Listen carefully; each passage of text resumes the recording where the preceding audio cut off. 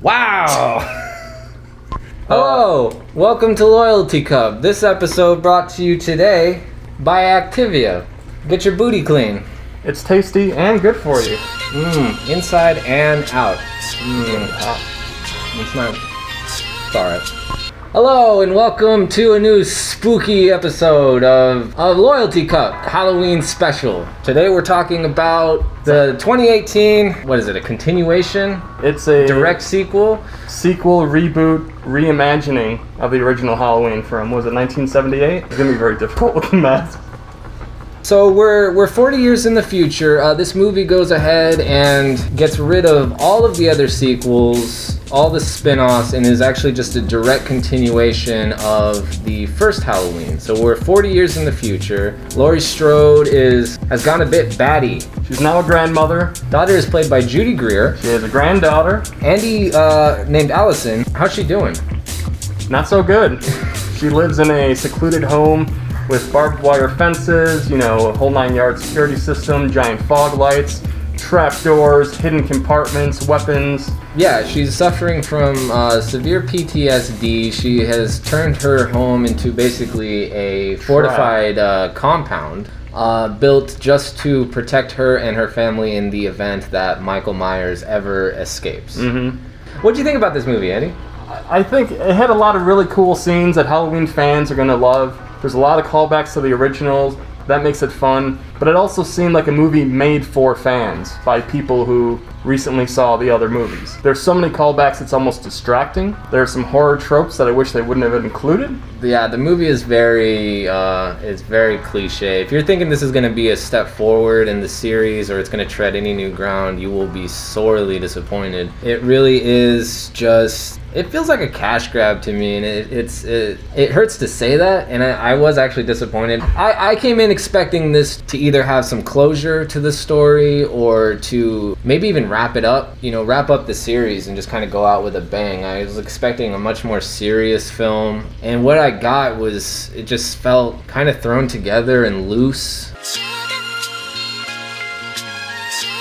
Yeah, it opens up with them, with two podcasters giving unparalleled access to Michael Myers, towards evidence, towards actually just being antagonistic towards mentally unstable people, which I thought was really bizarre that they would just be allowed to act the way they were. Taunting Michael. It seemed like an episode of Ghost Hunters when they're walking around screaming, threatening ghosts to fight, you know what I mean? Saying that they're cowards and to show themselves.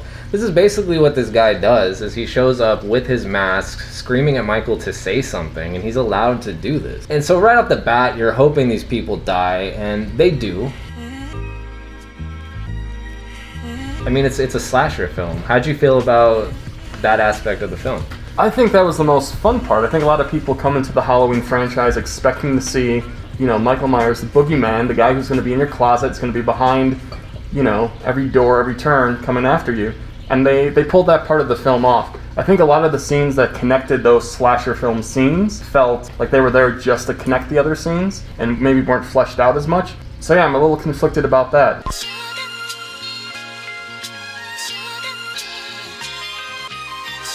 So, Andy, what did you like about this movie?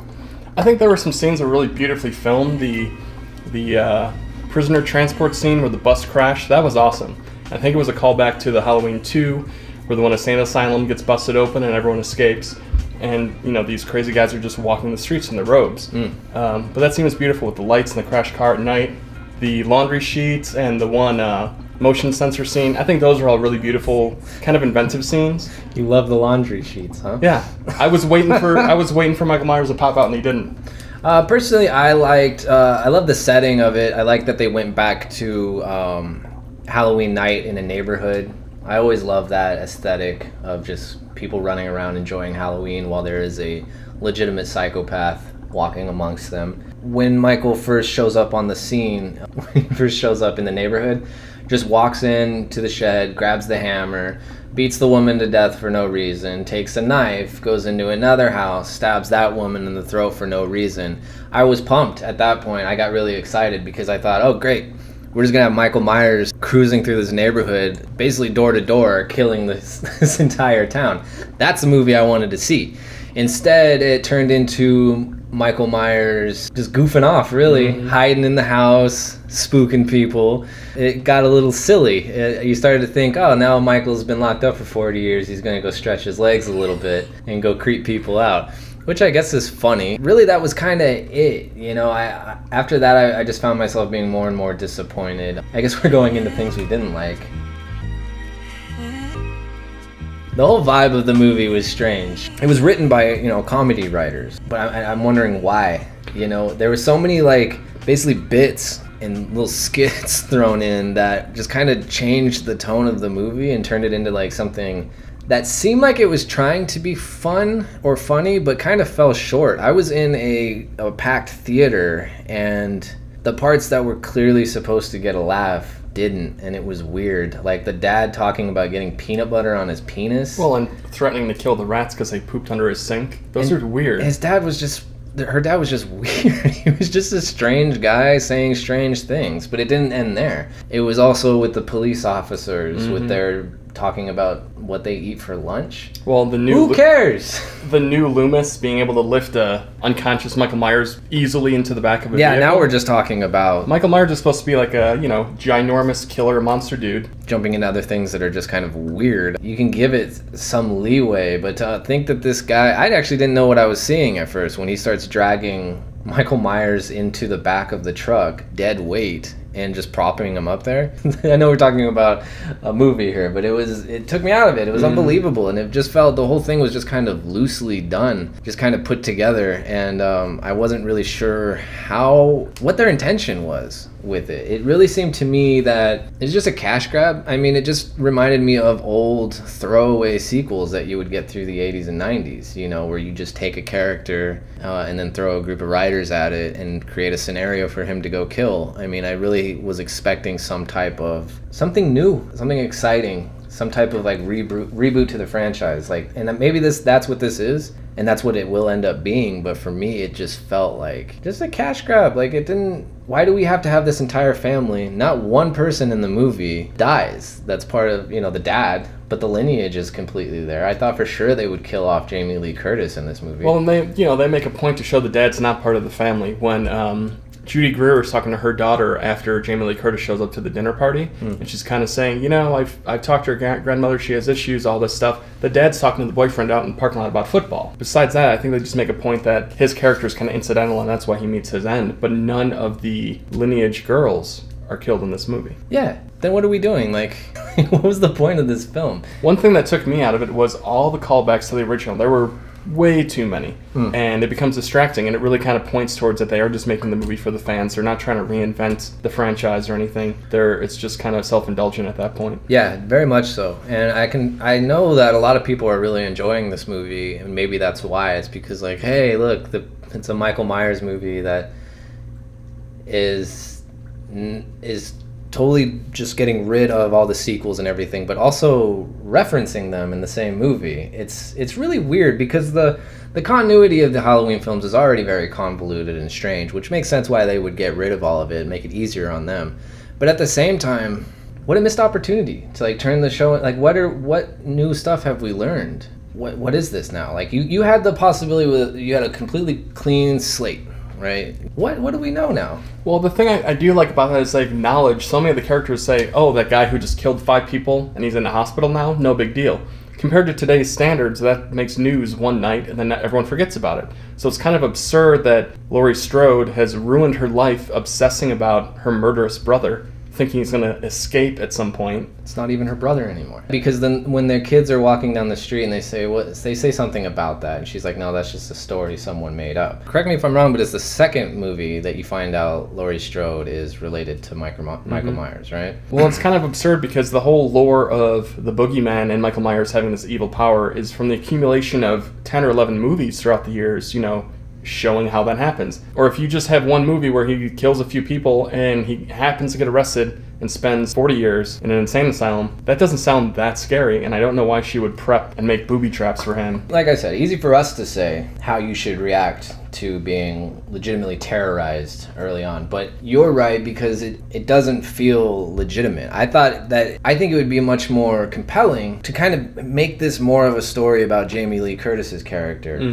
dealing with the past 40 years. All we get is that we get this really quick dump of she's had this PTSD and 2 failed marriages and had her daughter taken away from her. And it's like, okay, why? Like, what happened? All I see is that you've started to prep and you've built your house into this stupid mousetrap. Because I would have loved to see her dealing with it really poorly and really having a hard time for the first 10, 15 years. Growing up because she's what, like 17 in the movies? Or in the first movie? Like high school age. She's a high schooler. So how does she deal with becoming an adult and living her life and these relationships? And I don't need to see this, play by play, but give me a little more insight into her life. And have her maybe getting past that. And then we see her now, like, she finally has it all together, and now she gets on the news that, oh, Michael's escaped. Now it all comes back to her. There were 2 things that they included in her characterization of Laurie Strode that are really cheap to me. One was that she became an alcoholic, but it was only addressed in like 2 scenes where she's chugging wine at dinner or she's drinking vodka in the car waiting for the bus transport to take Michael Myers. The other thing is when the journalists pull up to her house, the guy's trying to be all nice and saying, hey, we're journalists, we'd like to interview you. And the girl straight up offers cash, and she takes it. And the girl somehow knew that would work, and I think that really dumbs down the character. Yeah, and she did end up giving the cash to her granddaughter as a graduation gift. Yeah, they made her character very cheap. I didn't care about any of the people in this film. They did not. The kid getting babysat, he was fun. That kid was great. Now, that was one part that worked for me. Like, I was having a good time, because he was funny. And it paid off because it did disarm you for a little bit, which, again, Michael Myers hiding in the closet it's a boogeyman in the closet, whatever. You did think you wanted that kid to live. But yeah, all the high school kids, the friends, the boyfriends, all that drama, that was so incidental to anything in the movie, and they included it just to get from point A to point B. Yeah, again, with that scene of the kid getting killed, motion sensors.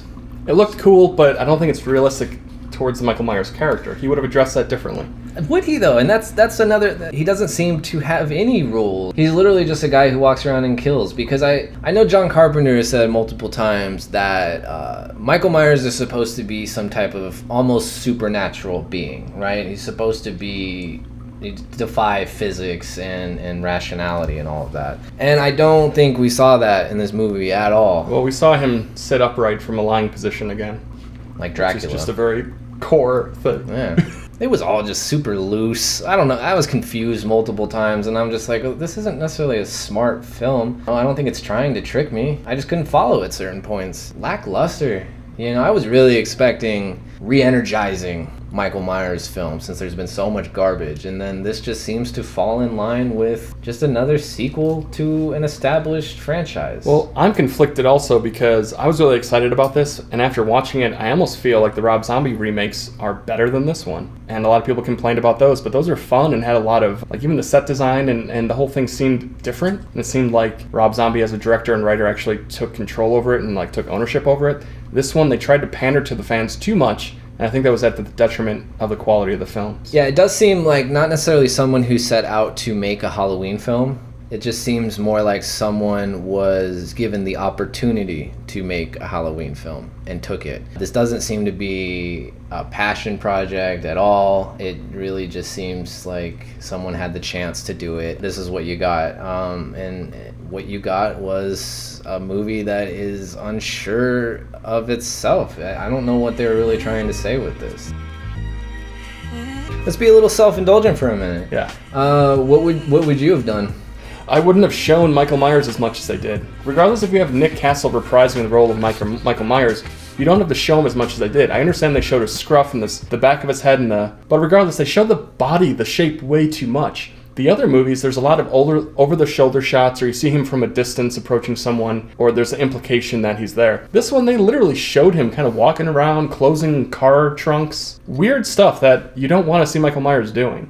And I think that goes towards him not making him as supernatural as he's made to be, in my opinion. I think what I would have wanted to see was just more horror. I wanted it to be a lot more intense, you know, just having Michael Myers, as I said earlier, just be this juggernaut killing machine who not necessarily has to take on the entire neighborhood or anything like that, but just a nonstop killer. I think they were the best scenes in the movie when he's just walking into those houses and killing people and walking out. I thought it was cheap that they're going to show a crying baby and not have it be killed.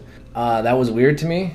Like, you're supposed to be like, oh no, he's going to kill the baby. And then you're like, oh, Michael Myers isn't that bad of a guy. He wouldn't kill a baby. Why not? He killed the little dancing boy. He smashed his head against the driver's side window. Yeah, killed him. So I would have just wanted just more violence, more gore, more dread and fear. Also would have liked to see, there's a scene when Michael Myers gets his hand or his fingers blown off. And then he's bleeding around the house. I thought it would have been cool to see maybe his hand blow out a ton of those like snakes and centipedes from Halloween 3. Halloween 3, which is my favorite Halloween. I think that would have been a great nod to those movies and just have everywhere he went just bug parts crawling around. Yeah, just something fun like that if we're going to be having fun anyway. There was no teeth to this movie. You know, it was just, you could bring your kids to come see this film. The teeth that he dropped in the bathroom. And with that, folks, let us know what you think. Like I said it earlier, there's people really seem to like this movie, and that's great. I wish I could have. I went in with really high hopes, and maybe that's my fault. I came in expecting something and I didn't get it, so now I'm pouting. What would you like to have seen in this movie? Hit that subscribe button. Leave some comments below. Let us know what you agree or disagree with. Check us out on Instagram, too. We got some crazy stuff going out on Instagram. Late at night. I'm surprised we haven't had our account deleted. Thanks a lot, guys. We'll see you next time.